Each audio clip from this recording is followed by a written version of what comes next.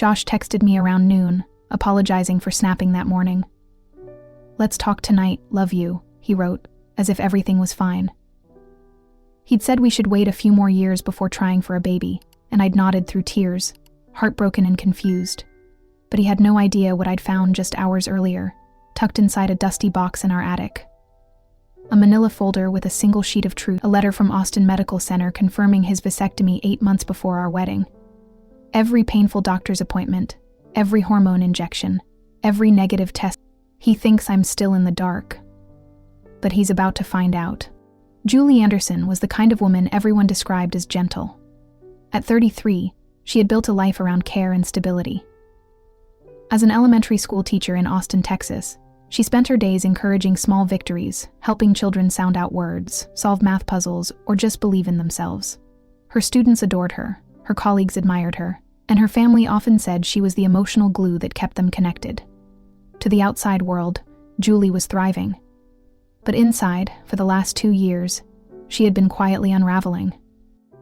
When she married Josh, a charismatic real estate agent with a perfect smile and polished charm, she believed she had found her forever partner. He was kind, attentive, and always knew the right thing to say. Their relationship had started with laughter and dreams, Sunday morning coffee dates, spontaneous road trips, long talks about the children they couldn't wait to have. Julie had never questioned his commitment, not when he suggested buying a bigger house to grow into, and not when he stood by her side during their first fertility appointment. From the moment they decided to start a family, Julie had thrown herself into the journey with everything she had. She gave up coffee, switched to a fertility fig diet, tracked ovulation like a scientist, and adjusted her schedule around blood work and hormone shots. Every missed period was a fresh wave of heartbreak. But Josh always seemed to say the right thing. He held her during late-night sobs, rubbed her back after injections, and whispered, "We'll get there, sweetheart. Just trust the process." And Julie did trust, even as each month passed with no success, even as doctor after doctor ran tests and suggested new protocols. The pain was constant, but she bore it quietly. She blamed herself for their struggles. Was she too stressed? Were her hormone levels too unstable? Did she wait too long to start carrying? Josh reassured her, told her not to worry, that it wasn't her fault. Her family saw them as the perfect couple. Her sister Rachel would say, "You're so lucky, Julie. Josh is such a good man, so patient." And Julie would smile and nod, swallowing her confusion and guilt. Her friends marveled at her grace, telling her how strong she was to keep going. But they didn't see the nights she cried in silence, or the times she stared at her reflection, wondering if she was broken. Through it all, Julie never once considered that Josh might be hiding something. His support seemed genuine. He offered to attend every appointment, even helped research clinics. When she grew anxious, he brought home lavender tea or ordered her favorite takeout. On her birthday, he gave her a book titled Letters to Our Future Baby and wrote the first page himself. She had believed in him so fully that the idea he could be lying never crossed her mind. But now, everything was different. The letter she found in the attic had shattered the illusion. The vasectomy date, March 15, 2022, was a turning point. She realized her entire experience had been manipulated. Josh hadn't just watched her suffer, he had engineered it. Every tear, every expense, every crushed hope had played out while he sat beside her, knowing the truth. And something shifted inside Julie. The woman who once blamed herself began to question everything. She still looked like the same quiet teacher who comforted crying students and brought homemade cookies to staff meetings. But now her calm smile masked something sharper. She was no longer asking what was wrong with her. She was going to do next. And Julie was done waiting. Julie often told herself that Josh meant well. In the early days of their marriage, he was affectionate and attentive. He brought her flowers on random Tuesdays and left notes in her lunch bag. When they talked about children, he'd smile and say, "I can't wait to see you as a mom." But the closer they came to actually trying, the more Josh began to shift. Subtly, at first. He started avoiding those conversations, brushing them off with jokes or distractions. When Julie brought up baby names or nursery ideas, he'd change the subject. She assumed it was nerves. Everyone had fears about becoming a parent, right? At first, Josh said he wanted to wait until they were financially secure. Then it was about travel, then work. The reasons kept changing. But what remained constant was his ability to soothe her doubts. He never yelled, never said anything cruel outright. Instead, he wrapped his evasions in tenderness. When Julie cried after yet another failed attempt to conceive, he was always there with a warm hug and a comforting voice. "I'll get there," he'd whisper. "Let's just give it time." That time stretched into 2 years. 2 years of acupuncture, fertility diets, hormone injections, and invasive tests. Josh came to most of her appointments. He sat quietly, nodding at the doctors, holding her hand. It was easy to believe he was committed. Julie's therapist once praised how lucky she was to have such a supportive partner. Julie nodded and smiled, swallowing the growing ache in her chest. Because even then, something felt off. There were always small inconsistencies. Medical bills Josh promised to pay but never showed up in their records. Reminders from clinics that Josh said he'd handle. Phone calls Julie overheard and couldn't quite make sense of. She chalked it up to stress, and every time she brought it up, Josh would gently dismiss her concerns. "It's just the anxiety talking." Over time, Julie began to internalize that message. She believed her stress was the problem. She believed she was the one delaying their dream. But the truth was far more sinister. That morning's argument had felt different. They'd fought about having children before, but this time, something in Josh's tone was cutting. He snapped, tightened his grip on his coffee mug, and spoke with a finality that rattled her. "Don't you dare bring that up right now," he'd said. Julie had gone quiet, but inside, something had shifted. Later, when she found the vasectomy paperwork buried in the attic, it wasn't just a betrayal, it was a revelation. Every doubt, every offhand comment, every missed appointment, it all came rushing back in a new light. Her reality had been bent around Josh's lies for years. Now, that light was blinding. Julie could finally see the truth for what it was. Josh had never intended to have a child with her. And while she had been drowning in guilt and heartbreak, he had watched from the shore, letting her sink. Not anymore. The moment Julie read the vasectomy paperwork, something inside her shattered and then hardened. The signature on the document, the date, the letterhead from Austin Medical Center, it was all real. Josh had undergone the procedure 8 months before their wedding. Every tear Julie had shed in those 2 years, every dollar spent on appointments and treatments, he had known the entire time that it was futile. She clutched the paper in trembling hands, her heart racing, but her mind already moving toward something cold and focused. She could not afford an emotional explosion. Not yet. This wasn't just betrayal, it was manipulation, sustained and deliberate. Julie smoothed the paper, tucked it back where she found it, and quietly walked downstairs. She made herself tea, sat at the kitchen table, and began to plan. Confronting Josh immediately would be a mistake. He was clever, practiced in spinning narratives, skilled in deflection. If she accused him now, he'd turn it around, paint her as paranoid or emotionally unstable. No, she had to be smarter. She needed help. Julie texted Sarah, her college roommate, now a financial advisor. Sarah didn't ask questions, just replied with a name and a number. Patricia Walker, divorce attorney. Discreet, sharp, and fearless, Julie scheduled an appointment for the next day, calling in sick to work. Patricia's office sat on the 18th floor of a downtown high-rise. The space was modern, glass-walled, and intimidating. Patricia herself was in her early 50s, sleek, black suit, eyes like polished steel. She invited Julie to sit and listen. "Your friend Sarah gave me a quick overview, but I need everything from you." Julie pulled out her phone and showed Patricia the photo she had taken of the vasectomy paperwork. Then she began to explain. The fertility treatments, the months of hormone therapy, the appointments, the money, over $155,000, 0 cents spent on procedures Josh knew were pointless. The missed cycles, the emotional wreckage, the self-blame. Patricia didn't interrupt, but her pen never stopped moving. When Julie finished, Patricia leaned back in her chair. This isn't just emotional betrayal. It could be considered financial fraud. He allowed you to spend enormous sums under false pretenses, knowing the outcome would never change. Julie felt her throat tighten. So, what do I do? We need a compression here. Quietly. You don't confront him. Not yet. First, open a new bank account at a place he's never used. Start transferring small amounts, nothing too obvious. Get copies of your medical records, and document everything. Conversations, text messages, financial movements.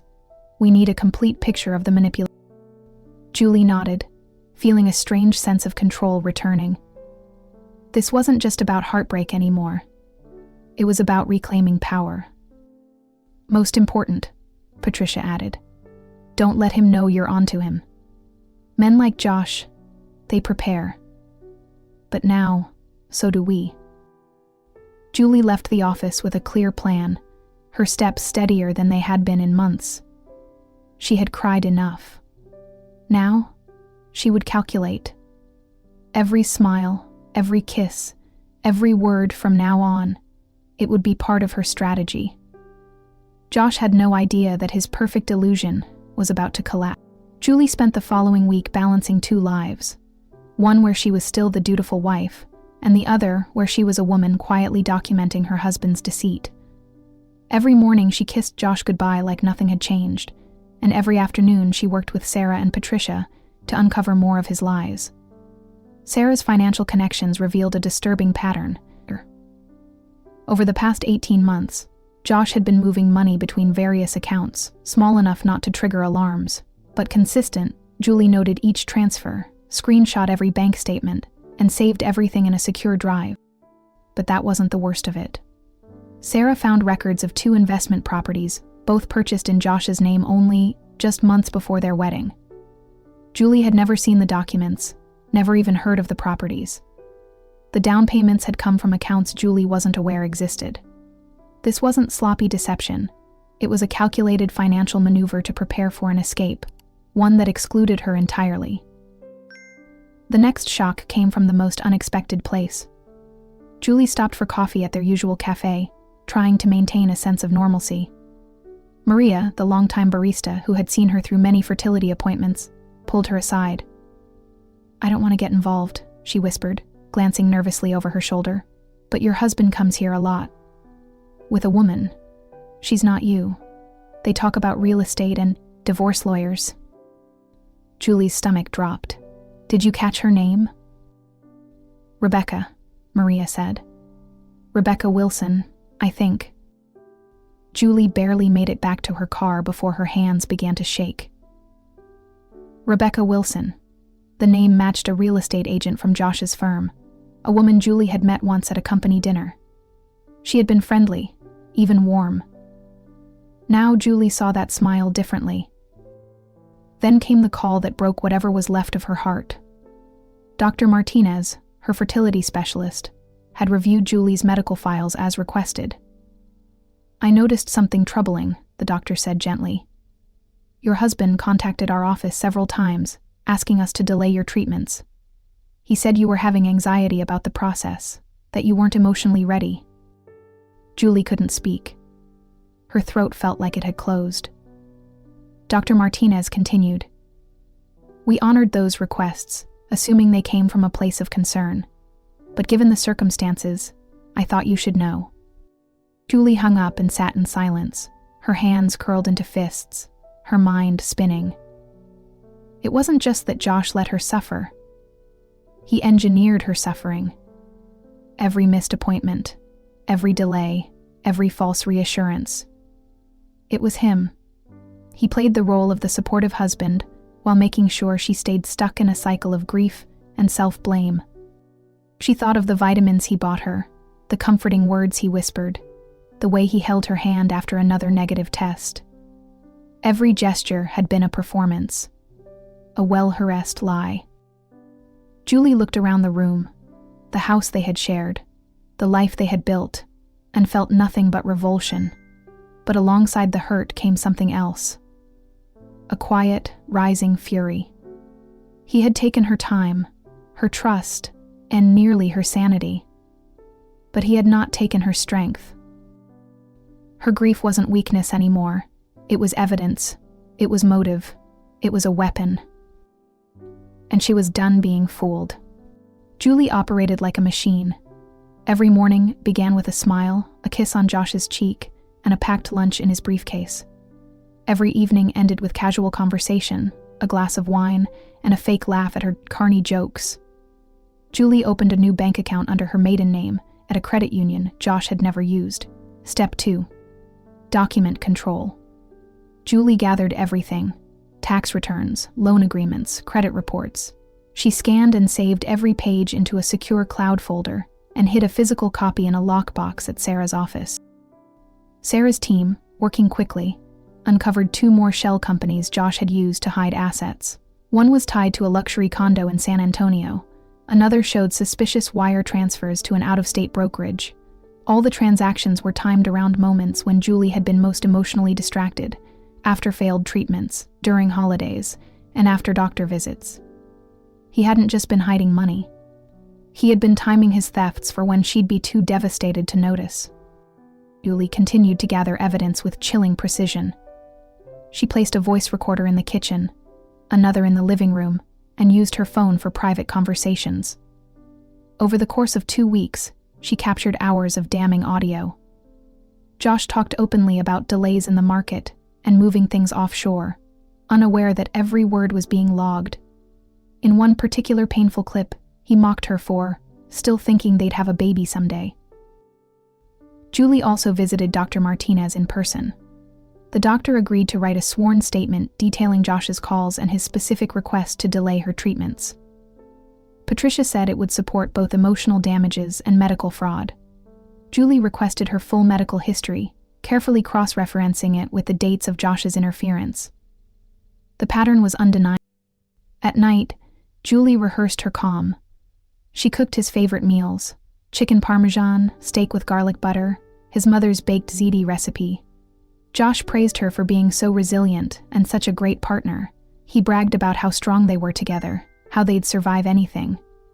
Julie just smiled and made mental notes. The more he underestimated her, the easier this would be. Patricia filed the necessary paperwork for emergency asset freezes. Julie's team now had everything they needed: evidence of financial concealment, medical interference, emotional abuse, and spousal deception. The court approved preliminary protective orders in secret. The counts would be flagged. Josh wouldn't see it coming until it was far too late. Julie picked a Sunday morning for the final confrontation. He'd be relaxed, at home, unsuspecting. She made him coffee, like always. He scrolled through his phone, sipping happily, bragging about a property deal he was closing with Rebecca. Julie sat across from him, her expression neutral. The documents were already printed and waiting in her folder at Dr. Martinez's statement. Her hands didn't shake. Her voice didn't waver. She was past pain, past fear. This was control. "You know," she began lightly, "I was going through the attic the other day. I found something interesting." Josh looked up. "Yeah?" She slid the manila folder across the table. "Why don't you tell me why this vasectomy record is dated 8 months before our wedding?" Josh's face froze. He blinked, then laughed nervously. "That's not, there's gotta be a mistake." Julie said evenly, "You've lied to me for 2 years. You let me tear myself apart while pretending to be the loving husband. And now, everything you've been hiding is about to be very public." He started to speak again, but she cut him off. "Don't worry. You don't have to explain it to me. Explain it to your lawyer. You've got about 10 seconds before your accounts are locked and your world comes crashing down." She stood up. Josh scrambled after her, demanding an explanation, pleading for time. But Julie didn't stop. She walked out the door, her head high and her heart steady. Sunday morning had arrived. And it was his turn to feel powerless. Julie didn't need to raise her voice. She didn't need to cry, scream, or collapse. When she laid the vasectomy paperwork on the table that Sunday morning, she did it with calm authority. Josh blinked at it like it was in another language. For a long moment, the only sound in the kitchen was the ticking clock and the soft clink of his spoon in his coffee mug. When he finally spoke, his voice trembled. "I can explain," he whispered, reaching for the folder with shaking hands. Julie shook her head. "You won't need to explain to me. You'll be explaining to your lawyer. Legal documents were delivered to your email this morning, and Patricia Walker has already filed for emergency financial protections. Your accounts are frozen. The properties you tried to hide? They are under investigation. The court already has evidence of your interference with my medical treatment and the financial fraud." Josh stood so quickly his chair screeched against the floor. "Julie, please. This doesn't have to be a war. We can work through this. Don't let some lawyer poison you against me." Julie didn't flinch. "You poisoned this marriage, Josh. I spent 2 years thinking I was broken. You watched me fall apart, and while I begged doctors for answers, you were hiding a vasectomy you got 8 months before our wedding." His mouth opened, but no words came. He looked desperate, humiliated, caught in a trap he thought he'd built for someone else. "I trusted you," she said quietly. "But I trust myself more now." With that, she picked up her suitcase, already packed and waiting by the door. Josh called after her, his voice breaking, but she didn't turn around. She stepped outside into the bright Austin sun, the weight of 2 years lifting off her shoulders with every step toward her car. In the weeks that followed, Josh tried everything. He texted, emailed, even sent flowers to her new apartment.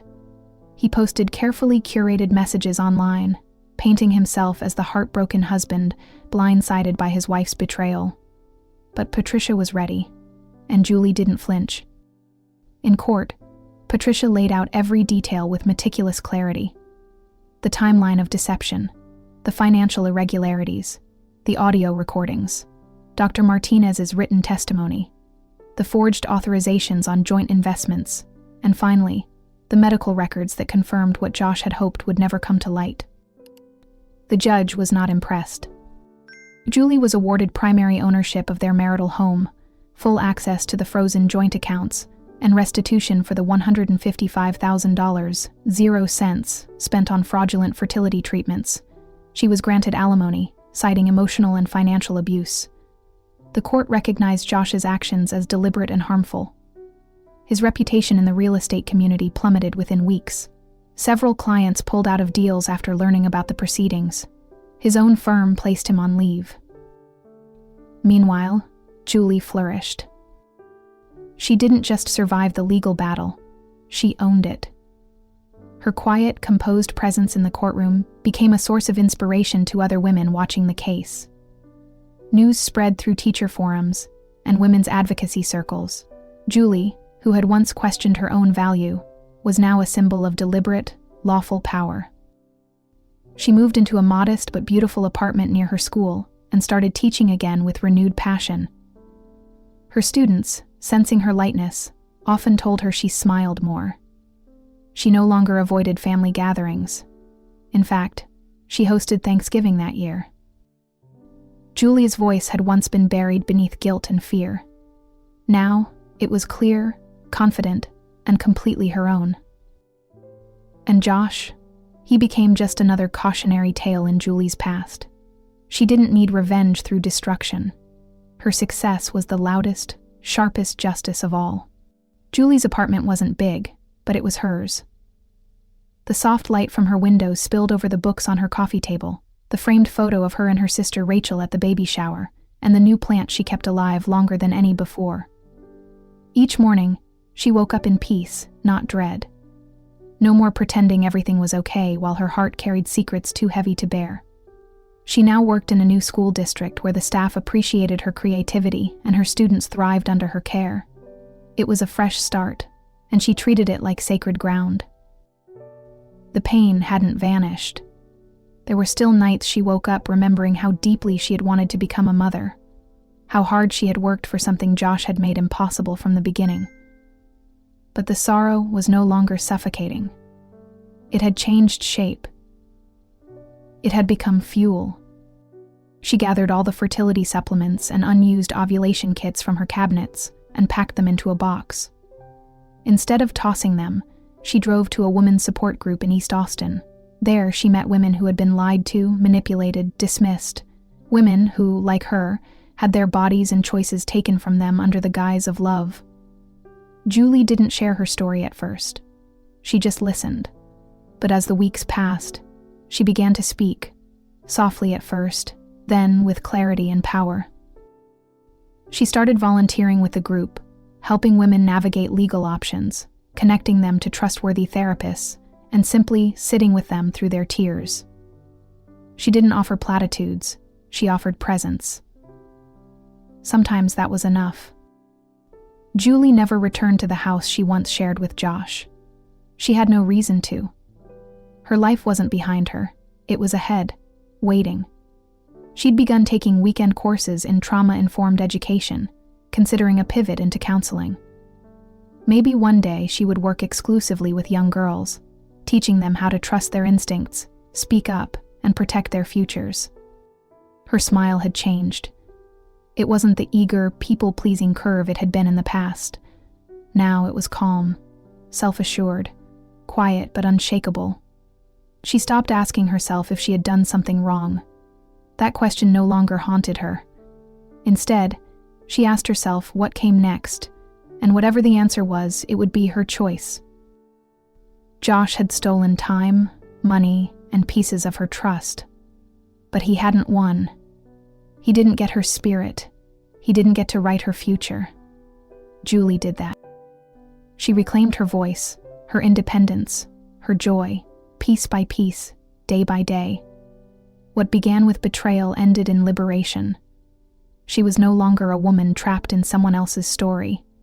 She was the author of her own. And with every step forward, she reminded herself, the truth hurt, but it also set her free. He told me to be patient, that our time would come, that if I relaxed, believed, and waited long enough, I'd finally get the future I dreamed of. But I was never the problem. I never needed to change my body, my habits, or my hope. What I needed was the truth. And the truth was, he took that from me. My name is Julie Anderson. My husband had a vasectomy 8 months before our wedding, and for 2 years, he let me believe that I was broken, that I was the reason we couldn't conceive, that I needed fixing. If you've ever blamed yourself for someone else's lies, know this: your truth matters. The guilt they handed you was never yours to carry. You are not weak for loving. You are not foolish for trusting. You are powerful for rising. I didn't just get justice. I got my power back. I got clarity, confidence, and a future that's finally mine to shape. Not one written by someone else's betrayal, but one rewritten by my own strength. Subscribe to Veiled Fury for more stories of women who rose from betrayal and rewrote the ending. If you're standing at the edge of heartbreak, remember, you don't have to fall. You can rise. And when you do, you'll find a community of women right here who've done the same.